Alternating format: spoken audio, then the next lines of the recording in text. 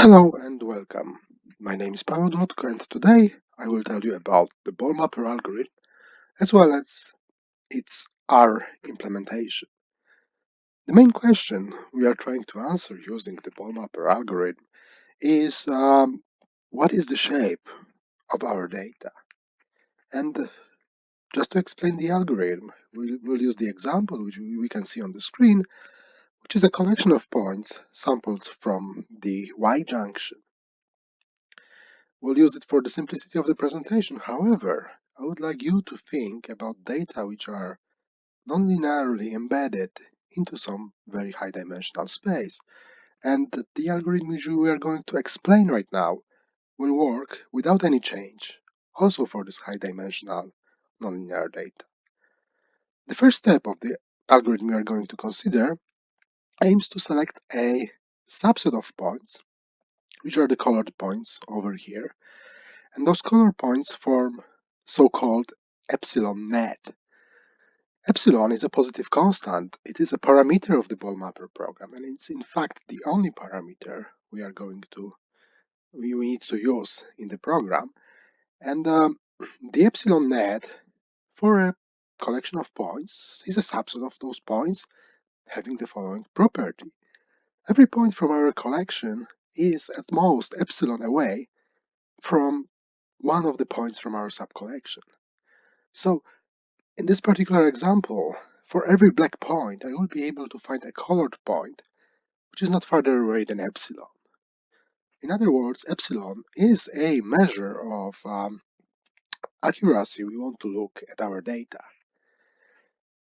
From the property of the epsilon net, we know that once we put a balls of radius epsilon centered at every colored point, at every point of the epsilon net, the whole point cloud will be covered by those balls. And starting from this coverage, we'll construct the ball mapper graph, and it will be an abstract graph.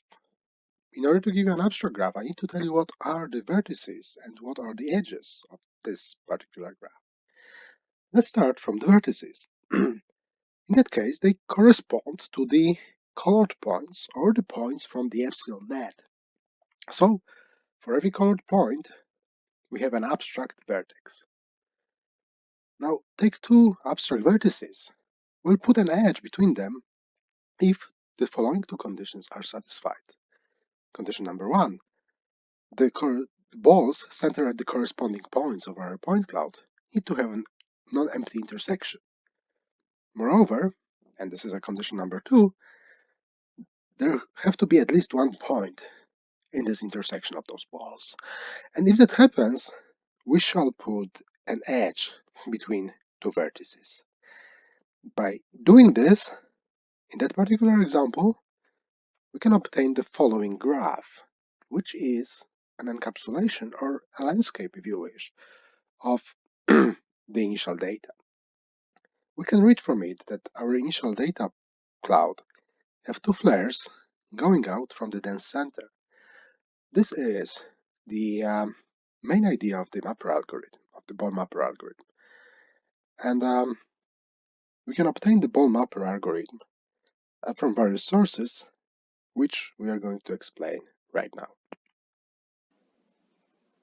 If you would like to hear more or read more about the ball mapper algorithm, please consult my recent preprint on arXiv, which is available over here. When it comes to implementation, there is a public domain package which is available through the main R repository, and it's called the ball mapper, and you can download it, you can use it, and if you have any comments or questions, please feel free to contact me and using the following email address. And throughout the rest of this tutorial, we shall try this implementation. We'll use it to essentially visualize two examples. The first example will be an artificial example when we take a point cloud sampled from the unit circle and build a ball mapper graph of it. And in the second example, we'll consider the Boston property dataset, which is available over here. The idea of the Boston property dataset is to measure the value of a house in the Boston area given 13 properties of the house, ranging from the crime rate, roughly the size of, of the houses, proportion to rental to business, acres, and many other variables which we can find in the description of the data set. And first of all, what we are going to do is to try to visualize this 13-dimensional point cloud, and subsequently we'll use the last variable, the variable number 14, in order to color the obtained graph. By doing so, we'll get an idea of the distribution of the prices of the properties depending on those 13 variables. By doing so, we'll discover that ball mapper is essentially a way of plotting function x and f of x in case where x is something more complicated than just a real line we are using all the time. So let's run the R package and let's see how we can do it. Let us start from a simple example.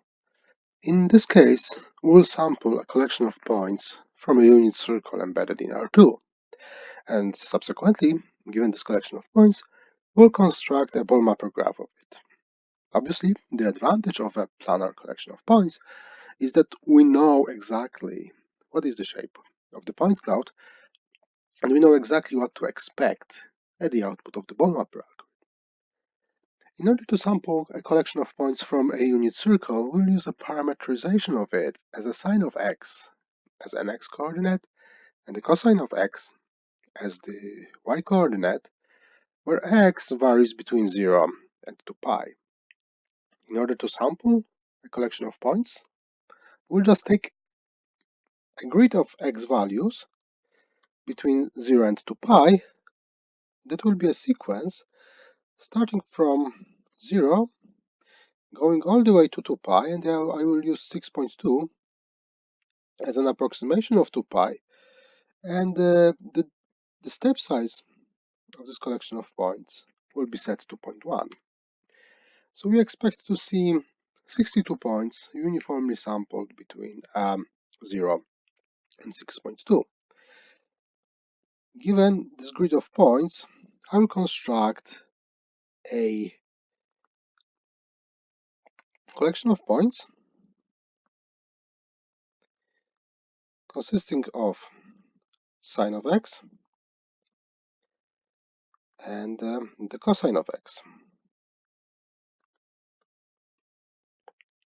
And in order to verify that we actually got a collection of points from the unit circle, let me plot them. And here we are. We have a collection of points sampled from the unit circle, and that will be our x. That will be our point cloud. We'll be constructing the ball mapper graph. However, the main advantage of the ball mapper is that we can actually plot the value of the function on the top of the ball mapper graph. And in this simple case, I will use, say, the x coordinate as the value of the function. So I will create an additional vector consisting of values, which will be just sine of x. Because of a technical detail of the implementation of the ball mapper, I want both points and values to be data frames. So let me convert them.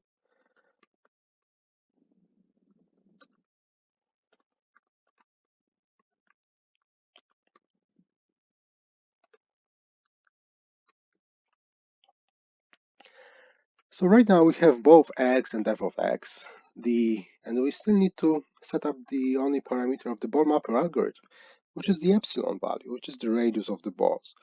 In this case, let me set it up to 0.25, 1 over 4. And now we have all the ingredients to build our ball mapper graph, and we do it by using the function ball mapper. And the parameters is, as we can see, points, values, and the epsilon. We hit enter, wait a little bit, and we get an object L, which is the ball mapper graph.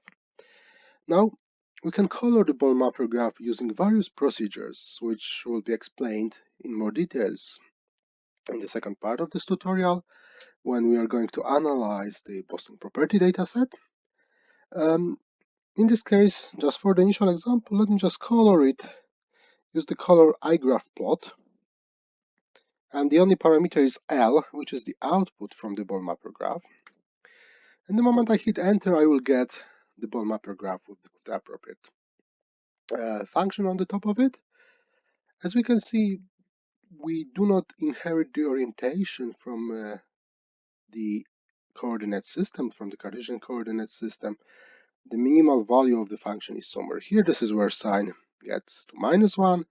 On the antipodal point, we get to +1, and that thing is roughly symmetric as we expect.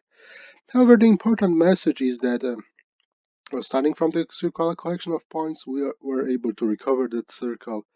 We are able to plot a function on the top of this graph.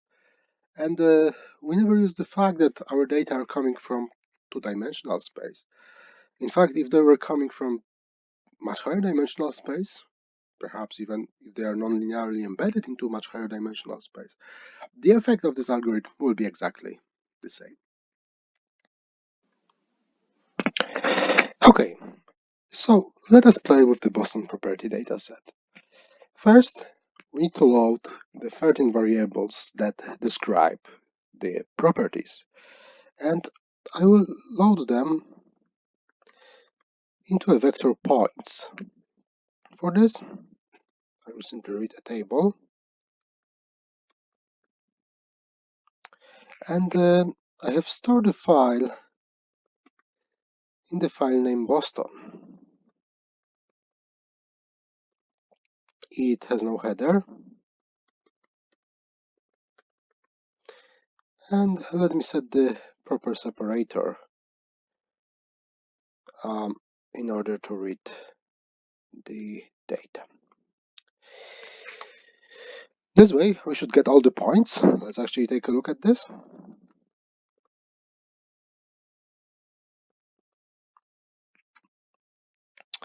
So as you see, we have 13 variables altogether that represent the Boston properties. Now it is time to read the 14th variable, which is the variable that describes the price of the property, and I will read it into a vector value. And the vector value, again, we'll be reading table, and the values are stored in the file Boston underscore prices. Once again,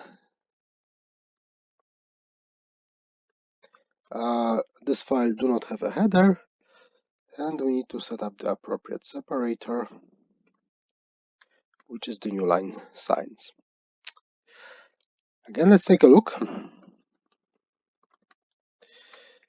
And those are the initial values of the properties in the Boston area. In this case, you just need to multiply it by $10,000. Now, given the point cloud and the values of the function, you still need to define the parameter epsilon. And in this case, you should try a few different epsilons and see for which one you see a structure. For the purpose of this demonstration, I have chosen the epsilon being set to 100. And essentially right now we are ready to construct the ball mapper graph. So let us do it. We are using the command ball mapper with the parameters points, value, as well as the epsilon. And once we are ready, we hit enter, and after a moment we should get the abstract graph that represent the layout of the Boston properties. And what we can do initially is to visualize it. Let's try with the color egraph plot we are already familiar with. And again, the parameter is L, which is the output from the ball mapper graph. And we see the following picture. We have a legend on the right hand side, and it tells us that essentially at the resolution value or the radius 100, our dataset decomposes into two connected components. We have this connected component which consists of relatively cheap properties. We have this connected component, especially with those clusters over here, which consist of much more expensive, at least twice as expensive properties as the one compared to the right hand side cluster. And let me remind you that in this construction we haven't used the information about prices. The information about prices is only used to color the graph. It means essentially that there have to be some components out of these 13 variables that determines the prices. However, at this moment we just want to explore various options of plotting the data. So this is the color iGraph plot.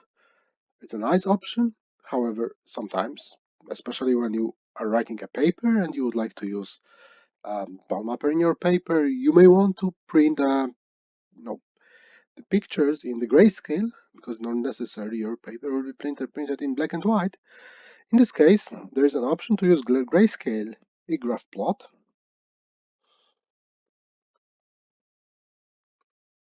And again, the parameter is the output from the ball mapper. The moment I hit enter, I will get that picture. And as we see, the data which are more on the black side, those are the ones with the lower function value. And over here we have the vertices with the higher function value, and the whole spectrum is essentially from 0 to 1, where 0 is, is black and 1 is white. And both colored and the grayscale iGraph plots give us those static graphs. We can also create dynamic network, and let me start with a simple dynamic network. Once again, the parameter is the output from the ball mapper, and the moment I hit enter, I will get this dynamic graph. It does not give us information about the function value, however, it gives us information about the layout of the points. We can manipulate it once we click on the data. We can also zoom in by double clicking. We see the labels of the points, and we see the star of every vertex, and that type of plot may also be useful, especially if you are only interested in structure and would like to be able to move it around in a nice and proper way. Okay, we also have an option to have a colored dynamic network, and the command for this is a colored dynamic network.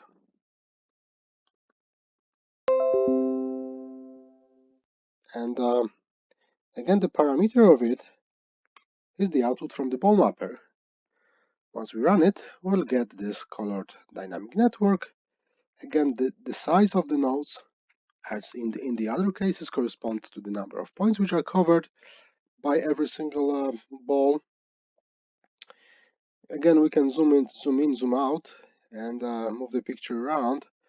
Once we click on the node, we got the information both about the ID of the node as well as the function value over there. And that is yet another tool offered by the ball mapper that allows for the analysis of our data.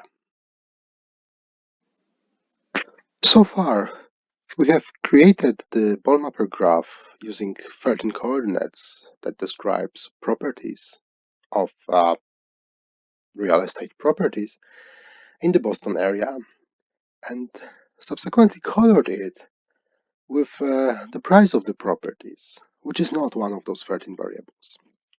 By doing so, we obtain the graph which we have right now. However, in some cases, it may be interesting to see how each of those 13 variables which we used to create the ball mapper graph looks as a function on the top of the ball mapper graph. And we can get this information by simply using values as one of the columns, very much as when we did with the sine example. when we use the x-coordinate to color the graph.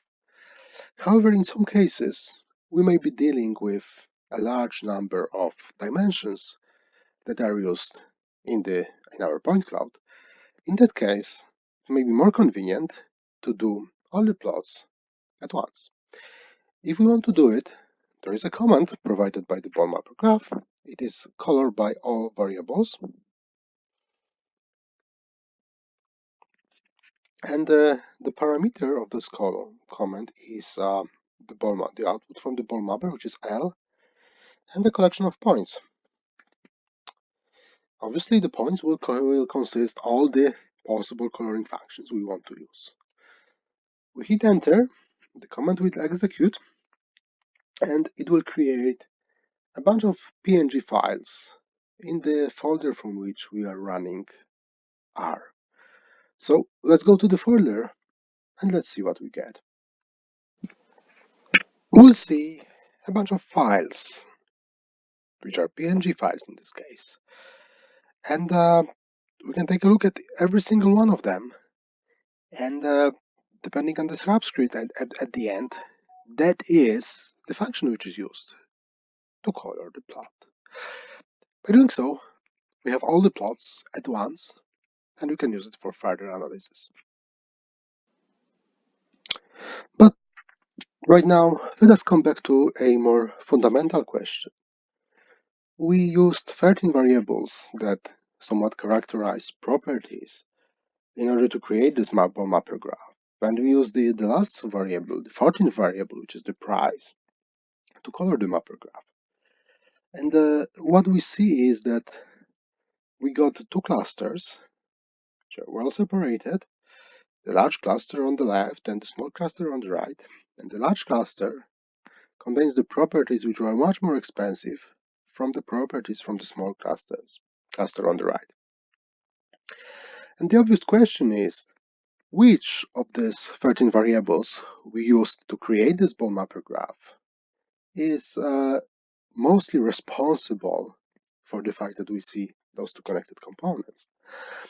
If you decide to play with the ball mapper and that particular data set, you can actually realize that you need to raise the radius epsilon quite higher up than 100 we have right now in order for those two connected components to merge.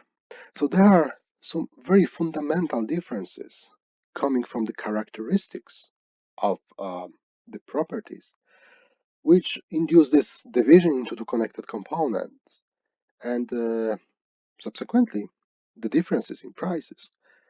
And we would like to get an information what precisely is causing it. It turns out that the ball mapper algorithm have the right tools to answer this type of question. The tool we are going to discuss right now allows the user to pick two subcollection of nodes of the ball mapper graph and ask for the explanation what of the variables we use to create the ball mapper graph discriminate those two subcollections by the largest extent. In this simple demonstration, in order to make things simpler, we'll focus on the two connected components we see over here. So the connected component on the left, the one consisting the more expensive properties, I will refer to it by a large connected component. While the connected component on the right, well, I will call it a small connected component. And the first step in the analysis is I need to gather the labels, the numeric labels we see on the picture on the right, of the vertices in the two classes I want to examine. So there's a large class, the one over here, and if you look closely, you realize that the labels of vertices are from 1 to 9. So let me create the large class, which consists of the numbers between 1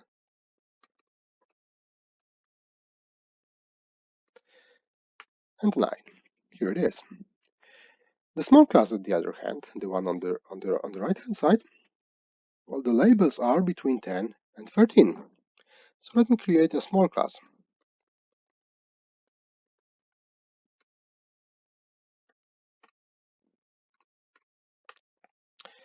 here it is. Now we know which vertices of the ball mapper graph we want to take a look at. Now what we need to do is to get all the points which are covered by those vertices. Let me start from the small collection of points. So I create a new variable which is small underscore PTS, and I want all the points which are covered by the landmarks. For that I will use the function points underscore covered underscore by underscore landmarks. And the parameters of this function is the output from the ball mapper graph, which is L in our case, and the collection of points. In this case, they will be in the small cluster. So here they are. We have small points, and this collection will contain indices of points, which are covered by the small cluster on the right hand side.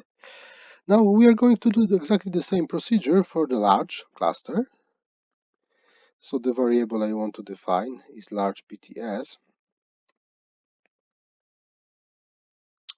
which will consist of points covered by landmarks in the large collection. We hit enter and we get large PTS, which will consist the number of points which are covered by the large cluster we see on the left hand side. Now we want to find the dominant difference, and in order to do this we'll use the procedure find dominant difference using averages. The idea of this procedure is as follows. It will take, for every coordinate, for every of the 13 coordinates, it will compute an average value of the points in this collection, as well as of the points in that collection, and normalize it by the average of the whole column for that particular coordinate. By doing so, we'll get a characteristic of the coordinate, a significance measure of this coordinate. And this procedure, find dominant differences using averages, will sort the columns from largest to the smaller difference and return it to us.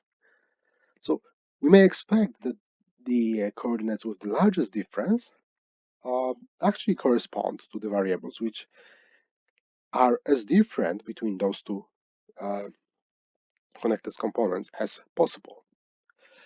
So the parameters of this procedure is the collection of points and the two subcollections, large PTS and small PTS. So this is small PTS, large PTS, and that's it. So we hit enter and we got the following list. We see that the coordinate number 1 is the one that discriminates those two connected components most, and that is a measure, which is again an absolute value of the differences of average between large PTS and small PTS divided by the global average of the coordinate number 1, and we get this number. Once we go back to the dataset, we can realize that coordinate number 1 is responsible for the crime rate.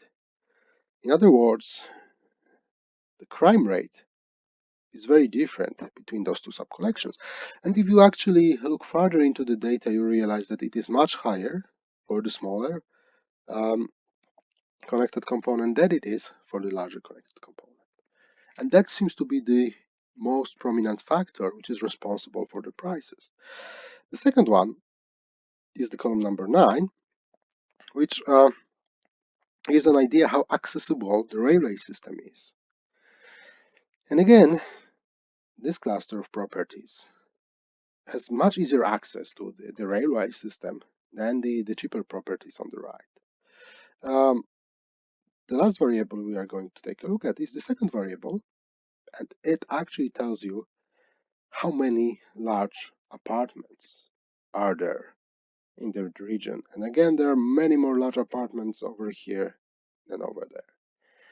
So this is an example of an observation we can make, agnostic observation we can make using the ball mapper software, as well as the further analysis that gives us an explanation of the differences we can observe. That actually concludes the example with the Boston property dataset. So I hope you enjoyed this video and that you find this ball mapper tool useful in your research. Please feel free to download it. That package will be further developed. Right now I am planning to add the implementation of the core procedure in C++ to speed it up. And obviously I would like to hear more about your feedback. Please feel free to email me on this email address or just leave the comment below. And please let me know if you find this package useful, and especially if you would like to have some additional feature, I also will be very happy to provide it. Thank you and enjoy.